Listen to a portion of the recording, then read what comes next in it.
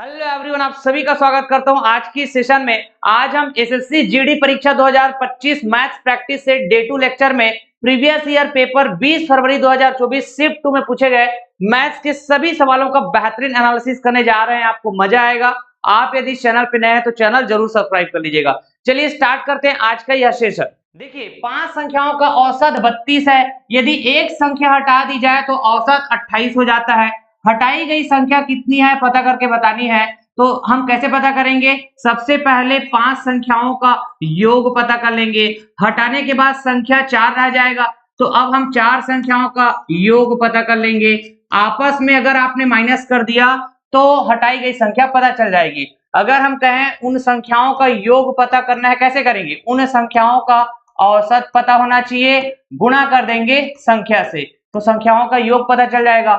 5 का औसत 32 है सर, इसको हम गुणा करेंगे संख्या 5 से, माइनस करेंगे 4 का औसत 28 है, गुणा करेंगे संख्या 4 से। अब देखो 32 पंजे सर ये हो जाएगा 160 और 28 चौके सर ये हो जाएगा 112, तो 160 माइनस 112 करेंगे तो ये 48 आएगा। क्या? तो यही तो है हटाई गई संख्या। Option A will be correct. देखिए दोस्तों, 3 नोटबुक और 6 पेन का मूल्य 3000 रुपए है, ऐसा सवाल कह रहा है। आगे रीड करेंगे। उतने ही पैसों से मतलब 3000 रुपए से एक व्यक्ति एक नोटबुक और 12 पेन खरीद सकता है।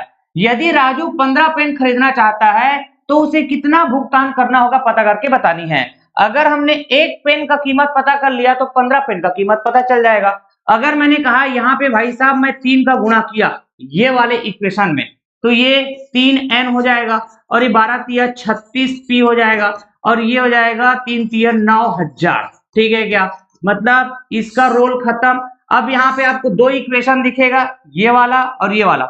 इसको आपस में आप माइनस कर दो, मतलब ये वाले इक्वेशन को इससे आप माइनस करेंगे। ठीक, तो आप बोलेंगे 3n माइनस 3n, ये तो निपट गया।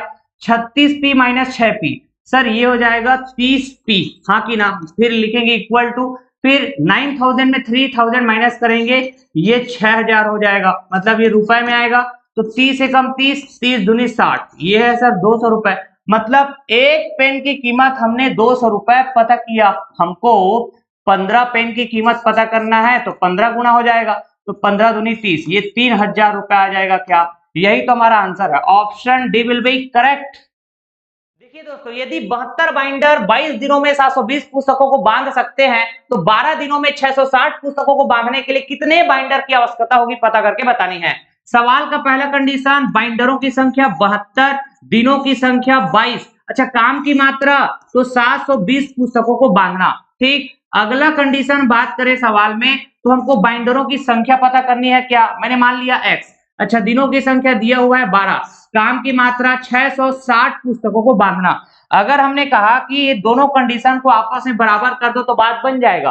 अब देखो 72 एकम 72 और ये 10 बार में जाएगा, फिर यहां से 0 यहां से 0 कैंसिल हो गया सर। अब देखो हमने कहा कि ये 2 एकम 2 2 एकम 2 और ये 2 छक्का 12, ठीक है, फिर 6 एकम 6 और ये 11 बार में जाएगा, तो इस 11 को इस 11 के साथ गुणा करेंगे तो हमको x की वैल्यू मिल जाएगा 11 गुणा 11 मतलब 121। ठीक है, तो हमें बाइंडरों की संख्या पता चल गया 121। ठीक, देखिए किसी संख्या के 20% का 25% 250 के बराबर है। मैंने मान लिया वो संख्या x है, तो x का पहले आप 20% बात करेंगे, फिर 25% बात करेंगे, जो बराबर किसके हैं? 250 के। ठीक, अब देखो 20% का मतलब होता है 1/5, अच्छा 25% का मतलब होता है 1/4।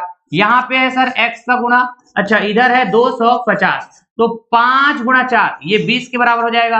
तो 20 का गुणा 250 से करेंगे तो भाई साहब ये 5000 के बराबर हो जाएगा।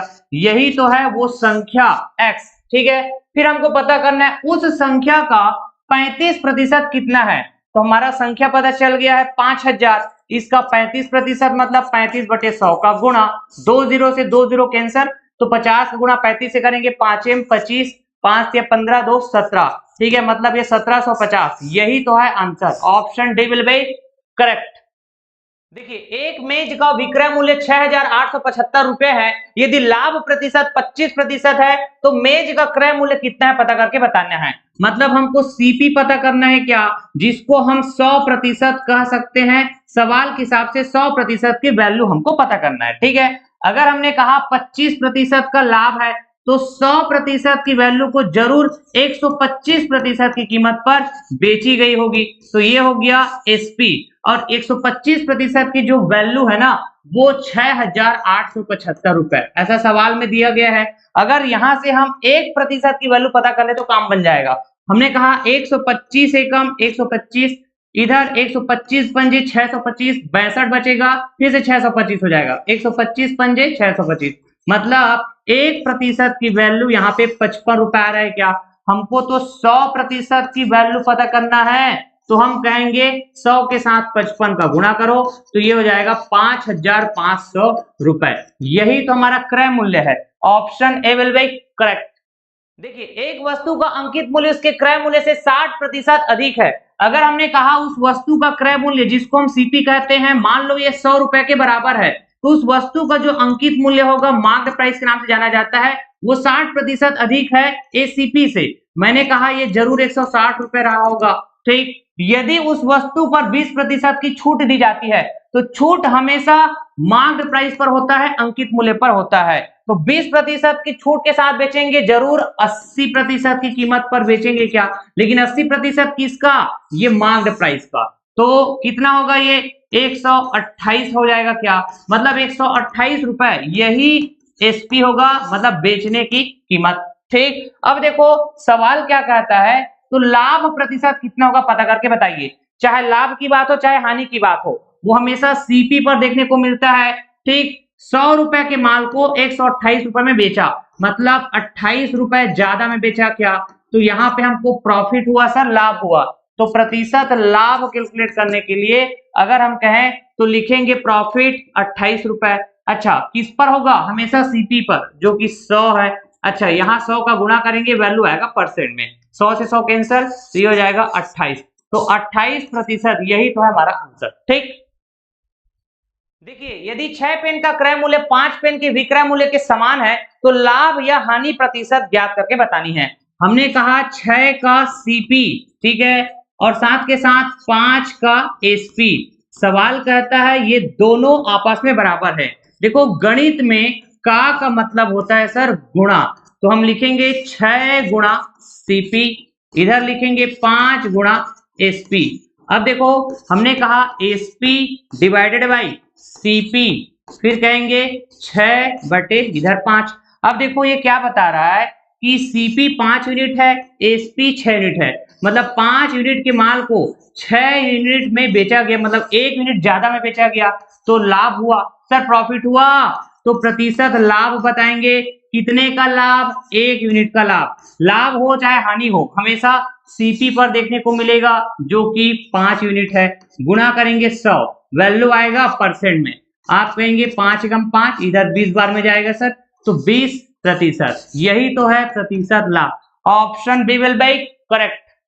देखिए, एक व्यापारी अपने सामान को क्रय मूल्य से 50% अधिक पर अंकित करता है। अगर हमने कहा सीपी, जिसको हम कहते हैं क्रय मूल्य, ठीक, मान लिया ये 100 रुपए के बराबर है, तो सवाल कहता है कि क्रय मूल्य से 50% अधिक पर अंकित करता है। अंकित मूल्य जिसको मार्क्ड प्राइस कहेंगे, जरूर ये 150 रुपए रहा होगा, ठीक है। अब देखो 20% की छूट देता है, और छूट देने के बाद व्यापारी को कितने प्रतिशत का लाभ होता है, यही पता करना है क्या। जब भी हम छूट की बात करेंगे वो हमेशा अंकित मूल्य पर देखने को मिलेगा। 20% की छूट देने के बाद कितने कीमत पर बेचा जाएगा, आप कहेंगे 80% की कीमत, तो 80% हम पता कर लेंगे, और ये 80% किसका होगा, मार्क्ड प्राइस का, ठीक है। तो ये कितना आएगा, 15 × 120, ठीक है, तो ये 120 रुपए, ये क्या हो जाएगा, बेचने की कीमत, सेलिंग प्राइस। अब देखो हमको साफ साफ यहाँ पे दिख रहा है कि 100 रुपए के माल को हम 120 रुपए में बेच रहे हैं क्या, तो यहाँ पे लाभ हुआ ना भाई साहब, कितने का, 20 रुपए का। हमको प्रतिशत लाभ बताना है, तो लाभ लिखेंगे, डिवाइड किया जाएगा सीपी, सीपी है 100 रुपए, ठीक, गुणा करेंगे 100 का, वैल्यू आएगा परसेंट में, 100 से 100 कैंसर, रुपए से रुपए कैंसर, यहाँ पे 20% का लाभ आ जाएगा क्या, यही तो पूछा गया है सवाल में। ठीक है, option A will be correct. देखिए, दो संख्याओं का गुणनफल 720 और उनका महत्तम समापवर्तक 4 है, तो इन संख्याओं का लघुत्तम समापवर्तक कितना है पता करके बतानी है। हमने कहा दो संख्याएं n1 और n2, इन दोनों संख्याओं का अगर हमने कहा एलसीएम और साथ के साथ एचसीएफ, तो हमेशा ध्यान में रखना दोनों संख्याओं का गुणनफल हमेशा उन दोनों संख्याओं के एलसीएम और एचसीएफ के गुणनफल के बराबर होंगे। हमको ये दोनों संख्याओं का गुणनफल दिया हुआ है सवाल में 720, हाँ कि ना, यह करेंगे बराबर, फिर लिखेंगे दोनों संख्याओं का एचसीएफ जो कि 4 दिया हुआ है सर, फिर हम एलसीएम पता कर पाएंगे और सवाल में हमको एलसीएम ही पूछा गया है क्या, जिसको हम लघुत्तम समापवर्तक कहेंगे। तो 4 एकम 4 और यहाँ ये 180 बार में जाएगा, तो एलसीएम की जो वैल्यू होगा वो 180 के बराबर, यही तो हमारा आंसर है। Option A will be correct. देखिए 0.1 का स्क्वायर प्लस 0.01 का स्क्वायर, इसका मान क्या है पता करके बतानी है। हमने कहा 0.1 का स्क्वायर मतलब 0.01, ठीक, फिर 0.01 का स्क्वायर मतलब 0.0001, ठीक। अब देखो आप कहेंगे सर इसको आपस में ना हमको ऐड करना है, मतलब यहाँ पे 2 जीरो लगाने से कोई प्रभाव नहीं पड़ेगा। 011 000 101 000 और यहाँ पे ये 0, ठीक है, यही तो आंसर है। Option B will be correct. ठीक, देखिए सवाल क्या कहता है कि यदि x का 45% y के 15% के बराबर है, तो बताइए x रेशियो y का मान कितना होगा। हमने कहा परसेंट से परसेंट कैंसिल हो गया, 15 एकम 15, 15 तिया 45, तो ये x डिवाइड में y, ये कितना मिलेगा 1/3, तो x रेशियो y की वैल्यू 1:3, यही हमारा आंसर हो जाएगा। Option A will be correct. देखिए दोस्तों, P, Q और R के बीच 8400 रुपए को क्रमशः 2/3, 3 और 1/3 के अनुपात में बांटा जाता है, तो R का हिस्सा कितना होगा पता करके बतानी है। अगर हमने कहा रेशियो के सारे एलिमेंट्स के साथ समान संख्या 3 का गुणा कर दें, तो रेशियो की वैल्यू में कोई बदलाव आएगा नहीं, ये रेशियो का प्रॉपर्टी होता है। अब देखो 3 एकम 3 बचेगा, यहाँ पे 2, अनुपात लिखेंगे, यहाँ 3 का गुणा 3 से, तो ये 3 तिया 9। अच्छा यहाँ बोलेंगे तो 3 से 3 फिर से कैंसिल हो जाएगा, बच जाएगा 1, मतलब P, Q, R ये तीनों के बीच 8400 रुपए को 2:9:1 के अनुपात में बांटा गया होगा। हमने कहा ये रेशियो को आपस में सम करो, तो आप बोलेंगे 2 और 9 11, 11 1 12, मतलब 12 यूनिट्स को ही ये तीनों के बीच में बांटा गया होगा क्या। तो इस टोटल की जो कीमत है सवाल में दिया हुआ है 8400 रुपए, हाँ कि ना। मुझे R का हिस्सा पता करना है, अनुपात में 1 यूनिट है, तो 1 यूनिट की कीमत यही पता करना है सर।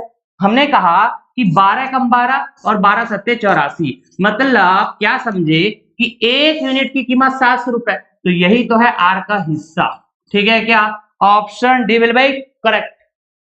देखिए दोस्तों, किसी धन राशि पर 5 वर्षों के लिए प्राप्त साधारण ब्याज उस धन राशि का 2/5 है, वार्षिक ब्याज की दर क्या है पता करके बतानी है। हमने कहा कि वह धन राशि P है, मान लो ये 100 रुपए के बराबर है। सवाल के हिसाब से ये 100 रुपए का 2/5 करो, तो ये सर 40 रुपए होगा। तो ये 40 रुपए है क्या सर, ये साधारण ब्याज है। कितने वर्ष का साधारण ब्याज है, तो सर 5 वर्ष का साधारण ब्याज 40 रुपए। अगर हम कहें 1 वर्ष का साधारण ब्याज, तो आप बोलेंगे 5 8 40, 8 रुपए सर। तो हमको ब्याज की दर पता करना है, रेट ऑफ इंटरेस्ट पता करना है, तो 1 वर्ष का ब्याज 8 रुपए। अच्छा, मूलधन कितना 100 रुपए, गुणा करेंगे 100, वैल्यू आएगा परसेंट में, 100 से 100 कैंसर, तो ये हो जाएगा सर 8%, यही तो है वार्षिक ब्याज की दर। Option B will be correct.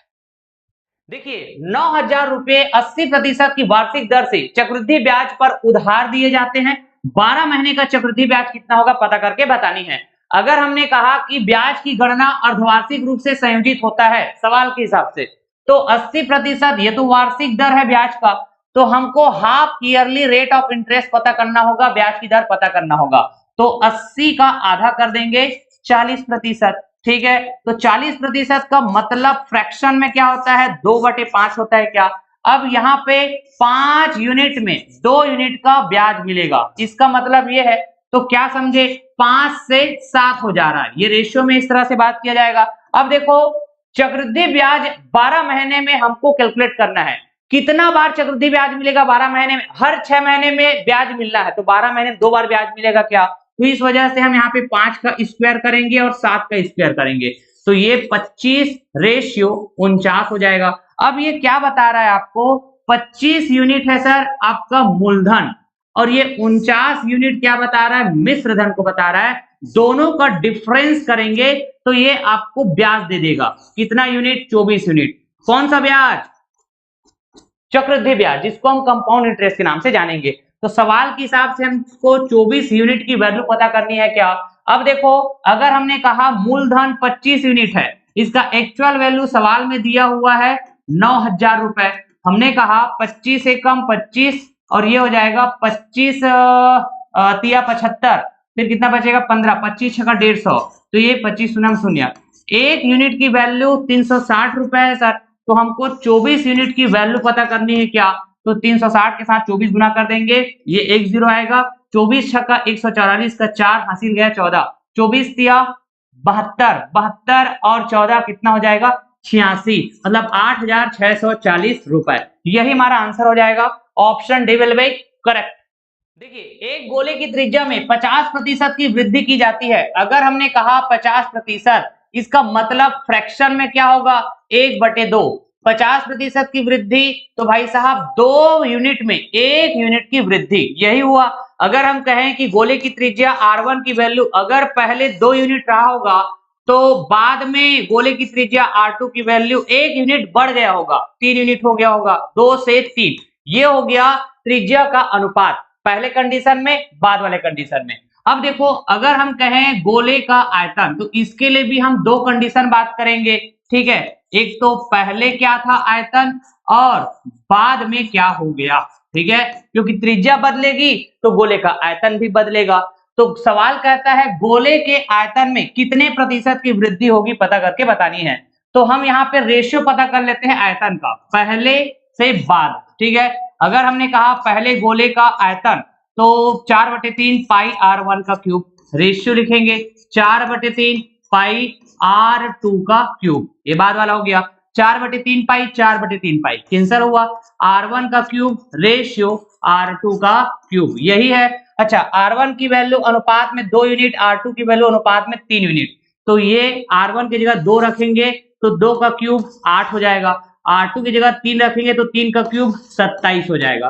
अब देखो इससे क्या समझ में आया कि आयतन की वैल्यू पहले 8 यूनिट था, बाद में 27 यूनिट हो गया, इसका मतलब क्या हुआ, आयतन बढ़ रही है क्या, कितना यूनिट बढ़ी, आप कहेंगे 19 यूनिट, तो आयतन में वृद्धि हुआ 19 यूनिट का, ठीक है।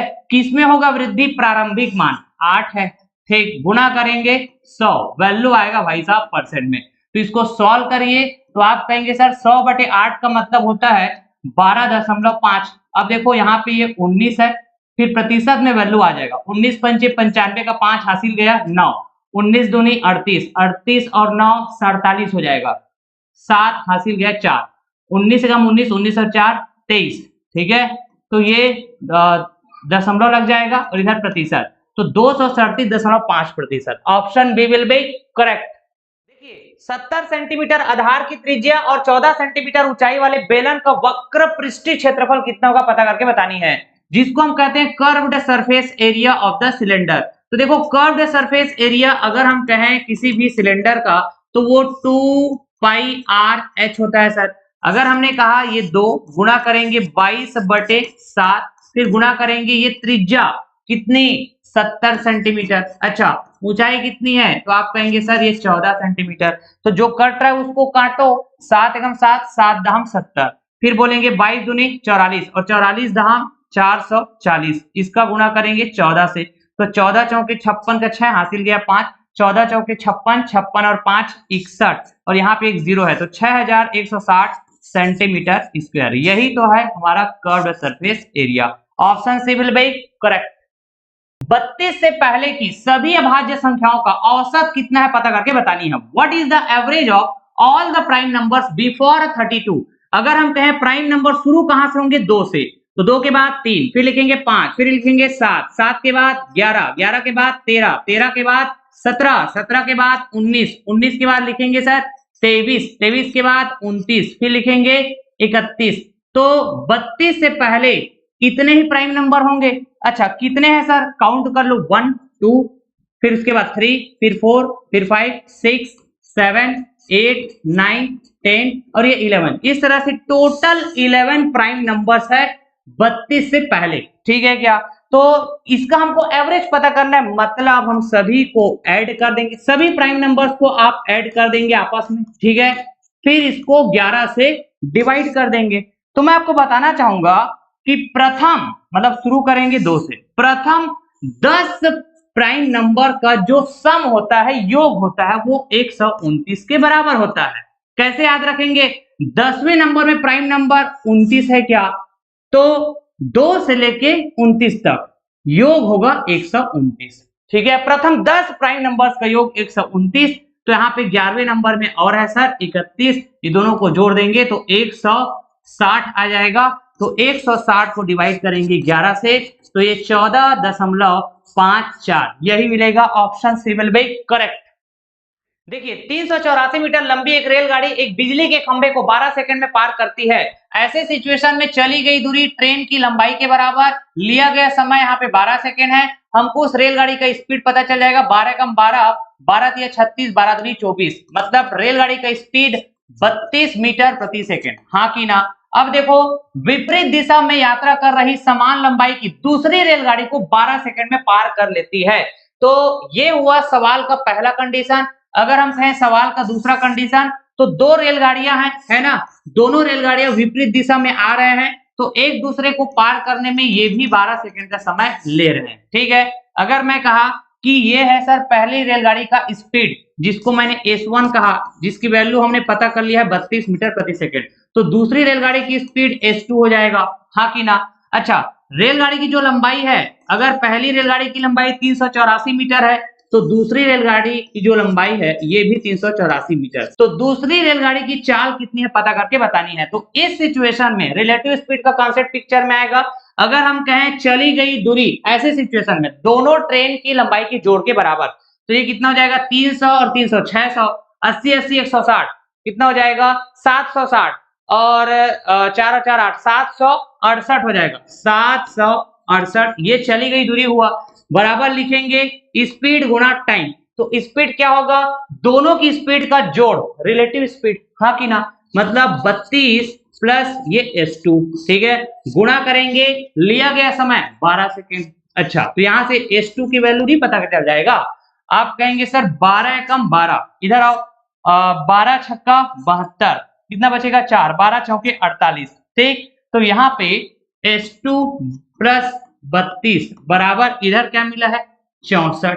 हाँ कि ना? ये 32 से 64 के साथ माइनस हो जाएगा, तो S2 की वैल्यू 32 आएगा क्या, और ये किस में आएगा? मीटर प्रति सेकंड में। तो यही तुम्हारा आंसर है, दूसरे रेलगाड़ी का स्पीड 32 मीटर प्रति सेकंड। ठीक है, स्वप्निल 16 दिनों में एक सोफा बना सकता है। स्वप्निल की बात करें तो 16 दिन में एक सोफा बना लेगा ये। अगर स्वप्निल रेवती के साथ मिलकर काम करता है तो उसी काम को 128/17 दिन में पूरा कर सकता है। यही बात है, हमने कहा कि भाई साहब आप दिनों की संख्या का एलसीएम पता करो। मैंने क्या बोला?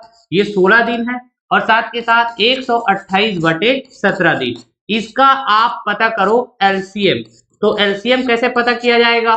सर ऐसे सिचुएशन में हम 16/1 कह सकते हैं। भिन्नों का एलसीएम, ऊपर वाले का एलसीएम बोलेंगे तो 128 के बराबर, नीचे वाले का एचसीएफ मतलब ये हाईएस्ट कॉमन फैक्टर 1 के बराबर। तो हम कह सकते हैं दिनों की संख्या का जो एलसीएम है वो 128 के बराबर। रीड करेंगे यूनिट से, तो ये क्या बताता है सर? टोटल कार्य, ठीक है, जो कि 128 यूनिट्स के बराबर है। इसको कंप्लीट किया जा रहा है 16 दिन में स्वप्निल के द्वारा। किस स्पीड से? 128/16। आप कहेंगे 8 यूनिट्स पर डे। ये स्वप्निल का स्पीड। स्वप्निल और रेवती दोनों साथ मिलकर काम करेंगे किस स्पीड से? 128/17। 128 से 128 कैंसिल हो जाएगा, 17 जम करेगा, जो कि स्पीड हो जाएगा 17 यूनिट्स पर डे। ठीक है, इस स्पीड से ये दोनों मिलकर काम करेंगे।